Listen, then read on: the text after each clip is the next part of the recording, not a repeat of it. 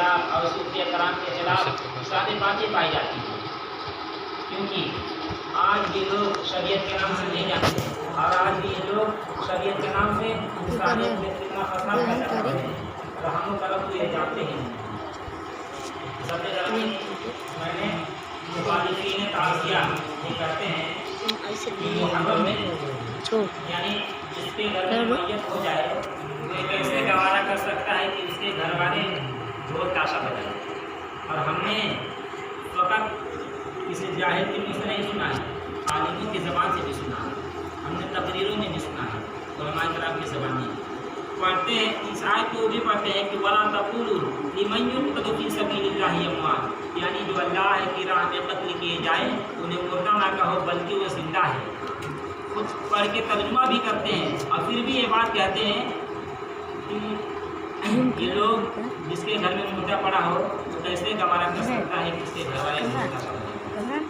ذرا پہلے یہ دیکھیے کہ کس کے گھر میں مردہ پڑا ہے، جبکہ ہم تعزیہ داروں کا عقیدہ ہے کہ شہید مرتے ہی نہیں ہیں، اور اللہ قرآن میں ارشاد فرما رہا ہے وَلَا تَقُولُوا لِمَن يُقْتَلُ فِي سَبِيلِ اللَّهِ أَمْوَاتٌ بَلْ أَحْيَاءٌ وَلَٰكِن لَّا تَشْعُرُونَ، یعنی جو اللہ کی راہ میں قتل کیے جائے انہیں مردہ نہ کہو بلکہ وہ زندہ ہے، ان کی زندگی کا تمہیں شعور نہیں۔ اور کل میں نے پروگرام میں حضرت کی تقریر سنی، انہوں نے بھی یہ بات بولا کہ جو مردہ ہے وہ کیسے گوارا کر سکتا ہے کہ اس کے گھر والے مردہ پڑ جائے۔ کل میں ممبر پہ بولنے والا تھا لیکن حافظ صاحب نے روک دیا، کہا کہ رہنے دیجیے، لیکن دیکھیے حقیقت جانی اس کے بعد بولی ہے۔ جب اللہ قرآن میں فرما رہا ہے کہ شہید مرتے ہی نہیں، اور نبی کا بھی ارشاد گرامی ہے کہ علام ماتا علی حبیار محمد ماتا شہیدہ، یعنی جو میرے اہل بیت کی محبت میں مرا وہ شہید مرا۔ تو قرآن اور حدیث سے ثابت ہے کہ شہید زندہ ہے، پھر آپ یہ کیسے کہتے ہیں کہ ہم غم منائے؟ جس کے گھر میں مردہ پڑا ہے وہ دو تاسا کہتے ہوئے رہے۔ لہذا امام حسین علیہ السلام اور آپ کا ہر اقدام زندہ ہے، اور چنانچہ یزید اور معاویہ کا منصوبہ مردہ ہو گیا، کیونکہ منصوبے کی مردگی سے منصوبے والے بھی مردہ ہو گئے۔ بس سمجھ جائیے کہ جس کے گھر میں مردہ پڑا ہے وہ بیچارے ڈھول تاشا نہیں بجاتے ہیں، جبکہ ہم تعزیہ داروں کا عقیدہ ہے کہ ہمارے دل و دماغ ظاہر باطن ہر وقت امام حسین علیہ السلام مثل آفتاب زندہ ہے۔ ڈھول تاشا بجا کر انہی کا شہرہ کیا جاتا ہے، انہی کا استقبال کیا جاتا ہے اور محبت کا پیغام دیا جاتا ہے۔ ذات گرامی انصاف سے بتائیے، جب الیکشن تمام ہوتا ہے تو جلوس کس کا نکلتا ہے؟ کوئی بھی الیکشن ہو، پردھانی ہو، مکھ منتری ہو یا پردھان منتری کا الیکشن جب ہوتا ہے تو جلوس کس کا نکلتا ہے؟ ہارنے والے کا ہی جیتنے والے کا؟ جیتنے والے کا، ہمیشہ جلوس جیتنے والے کا نکلتا ہے۔ تو 1400 برس سے جلوس حسین نکال کر ہم یہی بتا رہے ہیں کربلا میں یزید ہار گیا، حسین جیت گیا۔ جلوس نکال کر ہم یہی بتا رہے ہیں کہ کربلا میں یزید ہار گیا، حسین جیت گیا۔ اور مخالفین تعزیہ یہ بھی کہتے ہیں کہ تعزیداری کے جلوس میں لوگ شراب پی کر جھگڑا فساد کرتے ہیں اور طرح طرح کی برائیاں پیدا ہوتی ہیں، اس لیے تعزیداری کو بند کر دیا جائے۔ ہاں میں بھی کہتا ہوں اگر تعزیداری میں کوئی برائی نظر آتی ہے جو واقعی میں برائی ہے تو اس برائی کو ضرور دور کرنا چاہیے، مگر شراب کو روکنے کے لیے تعزیداری کو ہی بند کر دیا جائے یہ عقل مندی کی بات نہیں ہے، کیونکہ کبھی لوگ شراب پی کر خانہ کعبہ کے گرد ننگے ناچتے تھے، جس تصور میں خانہ کعبہ کو نہیں گرا دیا گیا، صرف ان برائیوں کو دور کیا جائے۔ یہ کون سی عقل مندی کی بات ہے کہ کسی نمازی کا جوتا چوری ہو جائے مسجد سے تو نماز پڑھنا بند کر دیا جائے، کسی طالب علم یا مولوی کی غلطی پر مسجد یا اسکول کو گرا دیا جائے، یہ کون سی عقل مندی کی بات ہے؟ یہ سراسر بیوقوفی کی بات ہے۔ اسی طرح اگر تعزیداری کے جلوس میں کوئی برائی نظر آتی ہے جو واقعی میں برائی ہے تو اس برائی کو ضرور دور کرنا چاہیے، مگر کسی بھی حال میں تعزیہ کی توہین نہ ہونے پائے۔ اور مخالفین تعزیہ یہ بھی کہتے ہیں کہ تعزیداری کے جلوس میں عورتیں شامل ہوتی ہیں اور بھیڑ بھاڑ میں زیادت کرتی ہیں، اس لیے تعزیداری کو نہیں کرنا چاہیے، تعزیداری کو بند کرنا چاہیے۔ دیکھیے جبکہ کسی جلوس میں عورتوں کے شامل ہونے میں शरीक होने में कोई हर्जा नहीं, क्योंकि इस्लामी जुलूस में हमेशा औरतें मर्दों के दोष बदोश करती है। जैसे देखिए आदम और हव्वा की बाहिरी शिरकत का नाम हज और अरफा है, और जुलूस हज में मर्द और औरत दोष बदोश करती है। फिर देखिए जुलूस नबूवत में अगर हजरत खदीजा शरीक नहीं होती तो शायद कोई मर्द शामिल नहीं होता। यानी जिस वक्त औरतों ने हक को पहचान लिया उस वक्त तक मर्दों की आंखों में रोशनी ही ना थी। यही वजह है कि औरतों ने ज़रो ज़ेवरान नस्ल किया और मर्दों ने कंकड़ पत्थर मारे। फिर देखिए मैदान करबला में ज़ैनब ज़हरा और सकीना ने शिरकत कर ली, मगर फतह मक्का वाले 1,14,000 मर्द मुजाहिदों का पता न चला कि सब के सब कहाँ चले गए। इससे साबित होता है कि इंसानियत के जुलूस में अगर औरतें शामिल ना हो तो आने वाले वक्त में इंसानियत का जुलूस बिगड़ जाएगा। किसी को सिर्फ मर्दों के भरोसे में नहीं रहना चाहिए। खुलासा ये कि ताज़ेदारी के जुलूस में मर्द हो, औरत हो, बूढ़ा हो, बच्चा हो, नौजवान हो, मुखलिस हो, गरीब हो, अमीर हो, मुस्लिम हो, गैर मुस्लिम हो, जो भी ताज़ेदारी के जुलूस में शरीक होता है ये जुलूस उसी का है, किसी मखसूस तबके पर मुनहरिस नहीं। ये जुलूस उसी का है जिसने शामिल हुआ। और मुखालिफिन ताज़िया ये भी कहते हैं कि हिंदुस्तान में ताज़ेदारी को तैमूर ने जारी किया है। हकीकत क्या है मैं आपको बता रहा हूँ। देखिए तैमूर एक लुटेरा था और लुटेरे का कोई पसंद नहीं होता है, वो अपने मकसद के लिए जहाँ जैसे मौका देखता था वैसा कर देता। तैमूर 1398 ईस्वी में दिल्ली के सुल्तान मोहम्मद तुगलक पर हमला किया। इल्ज़ाम क्या था कि हमने जिन बागी पठानों को समरकंद, नजारा और कंधार से शहर बंद किया था, शहर से बाहर कर दिया था, उनने उन बागी पठानों को हिंदुस्तान में पनाह दी। इसी कसूर में तैमूर दिल्ली को 15 दिन तक लूटता था। और एक बात मैं आपको और बता दूँ, तैमूर ना तो कोई हिंदुस्तान का बादशाह था और ना ही दिल्ली के किसी हिस्से पर वो हुकूमत कर सकता और ना ही दिल्ली के बाहर वो कहीं जा सकता। और जब तैमूर 1398 ईस्वी में हिंदुस्तान में आया तो पूरे हिंदुस्तान में ताज़ेदारी जारी थी। और जब तैमूर 1398 में हिंदुस्तान में आया तो उस जमाने में ना रेलगाड़ी थी, न खत का कारोबार था, ना ही तैमूर किसी नबी का बेटा है, ना किसी वली का बेटा है, ना किसी पैगम्बर का बेटा है, ना किसी रसूल का बेटा है, ना नबी है, ना रसूल है, ना पैगम्बर है, ना वलिया है, ना अंबिया है। फिर ये कैसे मुमकिन है कि सिर्फ 15 दिनों में तैमूर ने पूरे हिंदुस्तान में ताज़ेदारी को जारी कर दिया। और दूसरी बात ये कि तैमूर के ख़ानदान से औरंगज़ेब आलमगीर बादशाह था, जिसने पूरी ज़िंदगी ताज़िया और मज़ार के खिलाफ जंग लड़ा। और इसने तैमूर और औरंगज़ेब आलमगीर बादशाह 1659 से लेकर 1707 ईस्वी तक तकरीबन इसने 50 साल तक हिंदुस्तान पर हुकूमत किया। जरा सोचिए तैमूर जैसा बादशाह अगर सिर्फ 15 दिन में पूरे हिंदुस्तान में ताज़ेदारी को जारी कर सकता था तो औरंगज़ेब आलमगीर जैसा बादशाह 50 साल में ताज़ेदारी को कम नहीं कर सकता। लेकिन ऐसा हुआ नहीं हुआ। तीसरी बात ये कि तैमूर जब 1398 ईस्वी में हिंदुस्तान में आया तो उससे पहले ख्वाजा गरीब नवाज 1100 ईस्वी में ख्वाजा गरीब नवाज तशरीफ लाए, तब हिंदुस्तान में ताज़ेदारी जारी थी। और ख्वाजा गरीब नवाज के आने से पहले 998 ईस्वी में महमूद गज़नवी ने मुल्तान के हाकिम अबुल फतह लूदी पर हमला किया, तब ताज़ेदारी जारी थी। इससे पहले 900 ईस्वी में अबुल फतह लूदी के दादा दाऊद इब्न नसीर इब्न हमीद मुल्तानी ताज़ेदार थे, जिनके खिलाफ फतवा निकाला था कि हमीद बातनी और करामती है। हमीद बातनी और करामती है। पहले ज़मानों में ताज़ेदारों को बातनी और करामती कहा जाता था। आज के दौर में ताज़ेदारों को बिदाती और मुशरिक कहा जाता है। तो मुखालिफिन ताज़िया को भी ये नहीं मालूम कि ताज़ेदारी की तारीख कब से है। फ़कत तैमूर का नाम सुन लिया और शोर मचाना शुरू कर दिया कि तैमूर ने हिंदुस्तान में ताज़ेदारी को जारी किया, जबकि मैंने आपको अभी बताया कि तैमूर के आने से पहले ख्वाजा बिन नवाज 1173 ईस्वी में हिंदुस्तान में तशरीफ लाए, तब तासीदारी जारी की। उससे पहले 998 ईस्वी में मुल्तान के हाकिम अबुल फतह लूदी तशरीफ लाए, तब तासीदारी जारी की। उससे पहले 900 ईस्वी में अबुल फतह लूदी के दादा दाऊद इब्न नसीर इब्न हमीद मुल्तानी तासीदार, यानी तैमुल्लम के आने से 600 साल कबल पहले हिंदुस्तान में तासीदारी जारी की, मगर मुखालिफीन को इस बात से वो इस बात को नहीं है।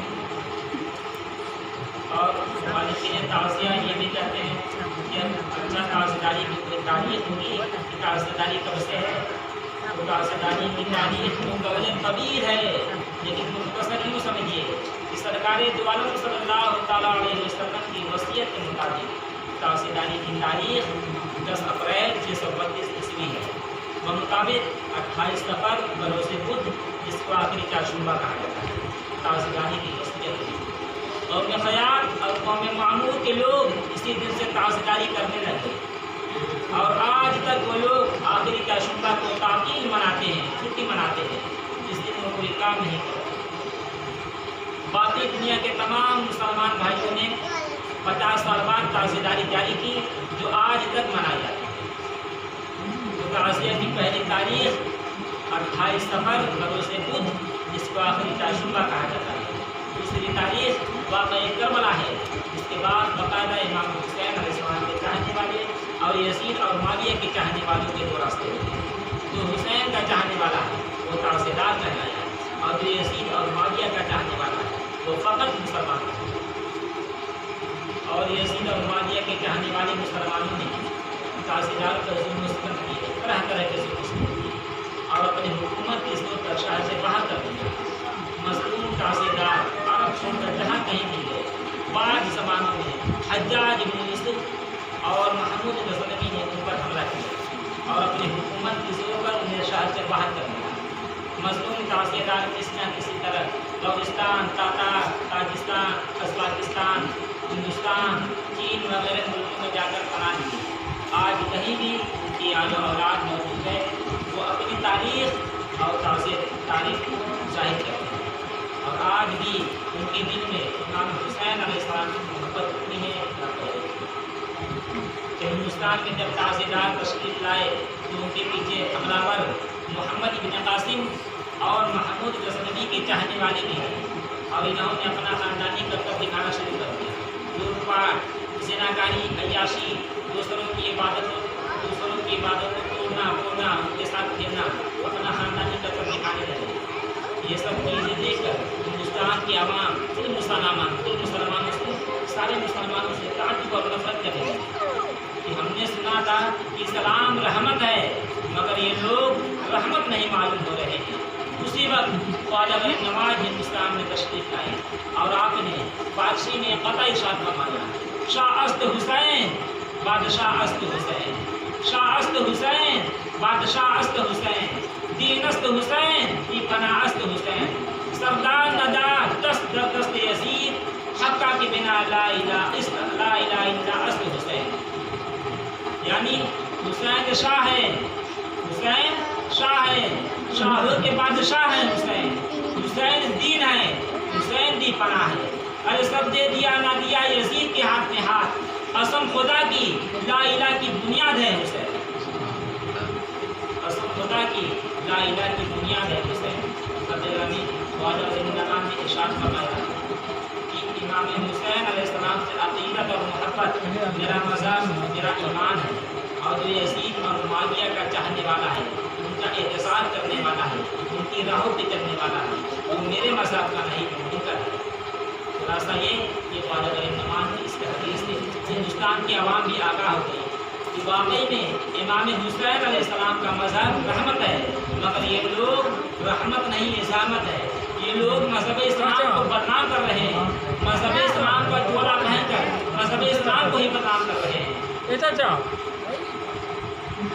भाई आपके सामने अगर कोई गेरुआ वस्त्र पहनकर आ जाए और माथे पे टीका हो, हाथ में त्रिशूल हो, उसके ज़बान पर हमारे महादेव का नारा हो, तो आप क्या कहेंगे?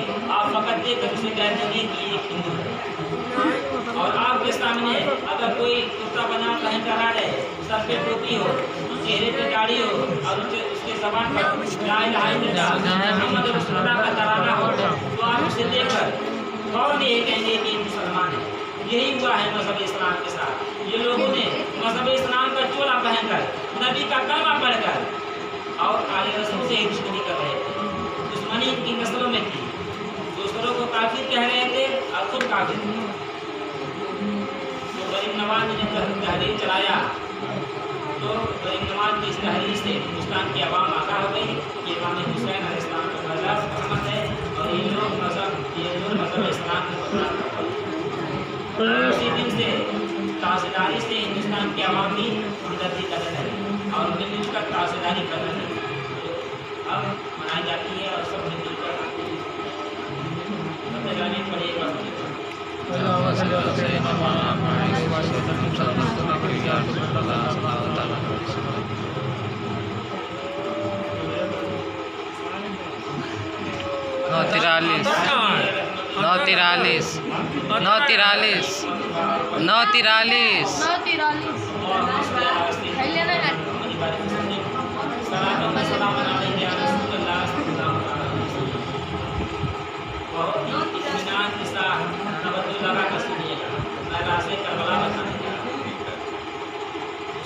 عشق کا امتحان دیا ہے جو آج کربلا کی زواری کی قیمت بڑھی۔ کیوں بڑھی ہے؟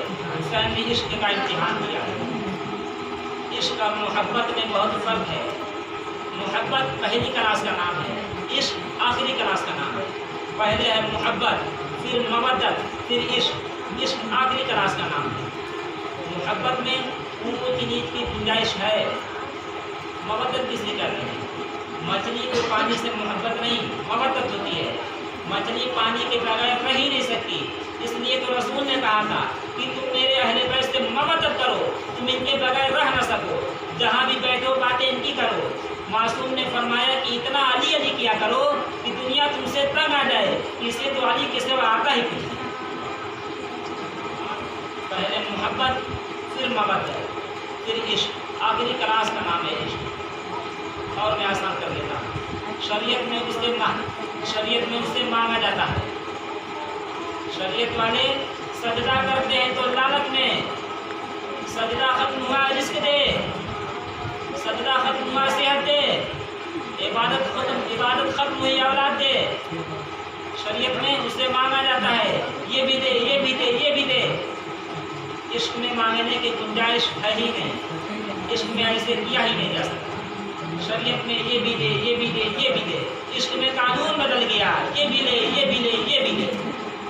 جو لوگ پریشان ہو کر مجھے دیکھ رہے ہیں، سوری میرے ساتھ کوئی نہیں، قصیدہ پڑھنے کا آج میرا موڈ نہیں، سادہ سادہ باتیں۔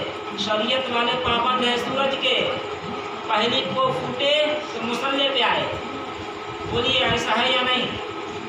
شریعت والے پابند ہے سورج کے، غروب ہو تو مصلے پہ جائے۔ عشق میں قانون بدل گیا، شریعت والے اسے دیکھتے ہیں، وہ عشق والوں کو دیکھتا ہے۔ اجازت دے تو طلوع ہوں، اجازت دے تو غروب ہوں۔ بلال کسی مولوی کا نام نہیں، عاشق کا نام ہے۔ یہ ہے عشق اور شریعت میں فرق۔ آج تک دنیا کو بتایا ہی نہیں گیا کہ شہادت امام حسین کا راز کیا تھا۔ آج تک دنیا کو نہیں بتایا۔ مولوی نے ایک حضرت کروا دیا کہ نماز بچانے گئے تھے حسین، بزرگ میرے سامنے بیٹھے ہیں، نماز بھی نہیں بچا گیا، نماز بھی بچا گیا۔ صرف نماز نہیں بچائی میرے حسین نے، اتنا چھوٹا مقصد نہیں تھا حسین کا۔ نماز تم مدینے میں بیٹھ کر بھی بچا سکتے تھے۔ یہ جو آیا ہے کربلا میں، یہ راز کیا ہے؟ آج تک وہ راز نسلوں کو بتایا ہی نہیں گیا۔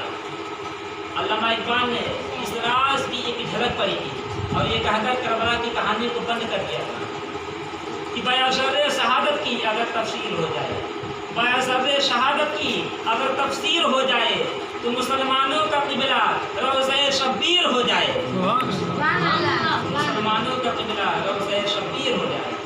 علامہ اقبال نے ایک راز پڑھا تھا کربلا کی کہانی کا اور یہ کہہ کر بند کر دیا، نہیں یہ تو راز ہی کے زمانے آخر راز کیا تھا؟ میرے بادشاہ حسین کی شہادت۔ عالم ارواحین میں تمام روحیں کھڑی تھی. جس وقت خالق نے کہا تھا کوئی ہے جو مجھ سے عشق کرے گا، 1.25 لاکھ انبیاء کے ہاتھ بلند ہوئے عشق کریں گے. 1.25 لاکھ انبیاء کے ہاتھ بلند ہوئے عشق کریں گے. توجہ دیجیے، 1.25 لاکھ انبیاء کے ہاتھ بلند ہوئے کہ عشق کریں گے. اللہ نے کہا وعدہ یہاں کرو، عمل وہاں دیکھوں گا. پہلا نبی آدم دنیا میں آیا، اللہ نے کہا عشق کروں گا. ابھی عشق کرنے کا سوچ رہا تھا کہ گھر میں بغاوت پھیل گئی، بیٹا نافرمان نکلا. آدم نے کہا اب عشق کیا کرنا جب اولاد ہی اچھی نہ نکلے. نوح آیا، بیوی اور بیٹا چھوڑ دی، عوام پہاڑ پر چلے گئے، عشق ختم. ایک ایک نبی کی کہانی پڑھوں وقت بہت طویل ہے. ان تمام نبیوں سے ابراہیم محمد نبی تھا جو عشق میں بہت آگے نکل آیا. اس نے عشق میں بہت قربانیاں دے دی تھی. میں آپ کو بہت سلیج کر کے جملہ دے رہا ہوں. ابراہیم محمد نبی تھا جو عشق میں بہت آگے نکل آیا. اس نے عشق میں ہر پیپر پاس کر دیا، مگر ایک پیپر میں ابراہیم کی بھی سپلی تھی. کیسی سپلی؟ ابراہیم عشق کرے گا کروں گا.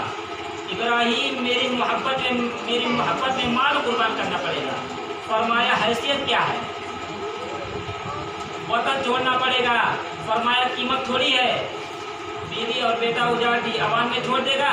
فرمایا کچھ بھی نہیں، کچھ بھی نہیں. اللہ نے کہا اتنا عشق؟ فرمایا بہت عشق. ایک منزل پہ آ کے آواز قدرت آئی، ابراہیم اب میں عشق کی ایک اور جھلک دکھانا چاہتا ہوں. ابراہیم نے کہا مالک حکم. ابراہیم بیٹے کی آنکھوں پر پٹی باندھ. ابراہیم بیٹے کی گردن پر چوری رکھ. ادھر ابراہیم نے آنکھوں پہ پٹی باندھی، آواز قدرت آئی اٹھ جا خلیل ہے عاشق نہیں. ادھر ابراہیم نے آنکھوں پہ پٹی باندھی، آواز قدرت آئی اٹھ جا خلیل ہے عاشق نہیں. ابراہیم نے کہا میرے اللہ اتنا کچھ دیا بھی عاشق نہیں. فرمایا پٹی کیوں باندھی؟ فرمایا بیٹا جو تھا. اللہ نے فرمایا میری محبت میں کوئی اور محبت کیوں جڑی؟ تجھے معلوم نہیں کہ میں وحدہ لا شریک ہوں؟ محبت کے ساتھ محبت جڑی کیوں؟ ابراہیم نے کہا مالک تو عاشق کیا ہوتا ہے؟ اللہ نے کہا انتظار کر چٹھی دکھا. راج سنو کربلا کا، کبھی اس انداز میں بھی حسین سنا کرو. اللہ نے کہا کہ 61 ہجری کو آنا، میں تجھے دکھاؤں گا عاشق کیا ہوتا ہے. ہر نبی نے عشق کا امتحان لیا، لیکن ہر نبی ایک منزل پہ آ کے چپ خاموش کھڑے ہیں. علامہ نقم صاحب کہا کرتے تھے کہ ہر نبی نے عشق کا امتحان لیا اور ہر نبی کو ایک منزل پہ آ کے کہنا پڑا میرے اللہ بس. ایوب کی بیوی ایک بار دکھانے کا مطالبہ ہوا، میرے اللہ بس. ابراہیم بیٹی کی گردن پہ چوری رکھ، میرے اللہ بس. یعقوب کو خبر تھی یوسف زندہ ہے، وہ پڑھا، میرے اللہ بس.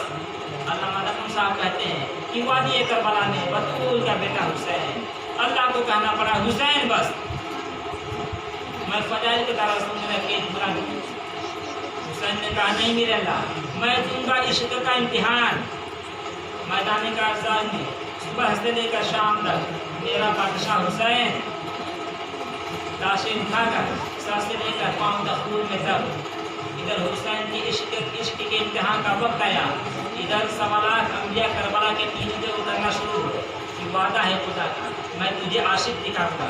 اب دیکھنا ہے عاشق کیسا ہے، اب دیکھنا ہے عاشق کیسا ہے. اب علماء منبر سے یہ کہتے ہیں کہ حسین نے کہا حل من ناصر ینصرنا، یعنی کوئی ہے جو میری مدد کرے. غلط، یہ بالکل غلط بات ہے. مدد ذات کی ہوتی ہے، نصرت مشن کی ہوتی ہے. حسین نے ذات کی مدد نہیں مانگی، مشن کے لیے بلایا جو میں آسان کر دیتا ہوں. میں یہاں پہ اعلان کروں میرا گھر بن رہا ہے، کوئی بندہ میری امداد کرو. جو آپ مجھے دو گے یہ میرے ذات کی مدد ہے. اب میں یہ کہوں کہ امام بارگاہ زیر تعمیر ہے، اب دو. اب یہ میرے ذات کی مدد نہیں، یہ میرے مشن کی مدد ہے. ذات کی مدد بندہ ہمیشہ اسی سے مانگے گا جس سے مانگنے میں شرمندگی نہ ہو. ہمیشہ بندہ ادھار اسی سے مانگے گا جس کے سامنے ہاتھ پھیلانے میں شرمندگی نہ ہو. ایسا ہو سکتا ہے کہ बंदा मालिक हो और नौकर से मदद मांगे, नहीं हो सकता। फिर तो कैसे कहता है कि हुसैन ने कायनात से मदद मांगी? हुसैन बादशाह है, कायनात नौकर है। अब आप मुझसे पूछ कि हुसैन ने कहा क्या था? हुसैन ने कहा था कि हल मिन नासिर यंसुरना, यानी मैं दे रहा हूँ इश्क का इम्तिहान। हुसैन की नजरें हमारे नजरों पे नहीं, हुसैन की नजरें थी सवालात अंबिया की नजरों पे कि कोई है जो इश्क में हिस्सा डालना चाहे। कल को कोई ये ना कहे कि हुसैन तू हमें बुलाता तो हम भी इश्क की आग में आ जाते। आओ मैं बुला रहा हूँ, मैं इश्क मुकम्मल कर रहा हूँ। कोई है जो इश्क में हिस्सा डालना चाहे? ये सुनकर सवालात अंबिया करबला के टीनों पे चुप खामोश खड़े हैं। यहाँ मेरा बादशाह का नाम हुसैन करबला की जन्नत में था। यहाँ मेरे बादशाह ने सर को उठाया और कहा कि इम्तिहान देना तूने है, इश्क का इम्तिहान देना मैंने है। अगर मेरा इम्तिहान लेना है तो ज़मीं पे आ जाओ, जाके उलमाए कराम से पूछो कि करबला को करबलाए मुअल्ला क्यों कहा जाता है?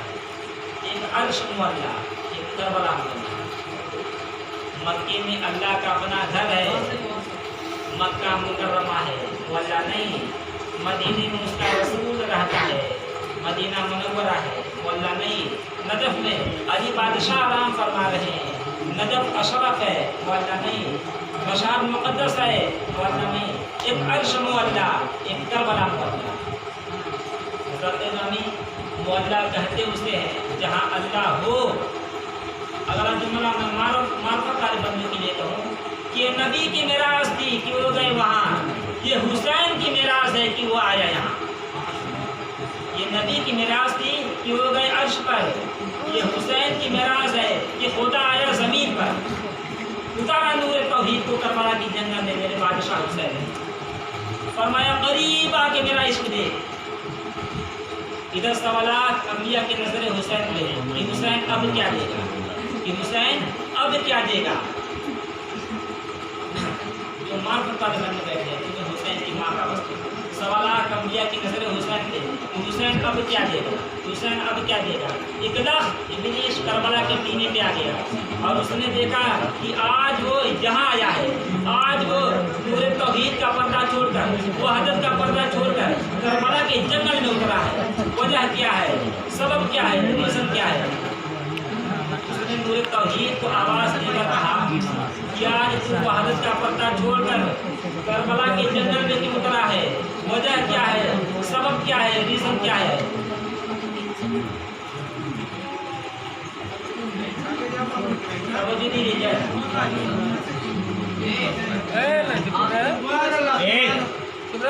आप क्यों बात कर रहे हैं? कब से देख रहा हूँ। पानी पी लो, पानी पी।